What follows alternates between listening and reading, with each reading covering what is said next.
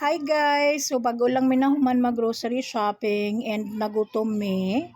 So we were looking for a place just around the metro, kilid lang sa kalsada. And we're surprised. Hello, we have checked Greenwich Pizza Parlor.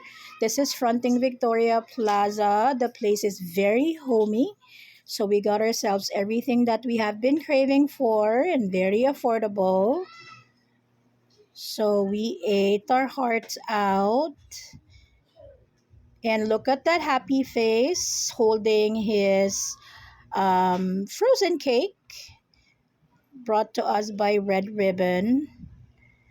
We also got ourselves chicken pasta. And of course, soda. Kay init kay ang Davao. The all-meat pizza solo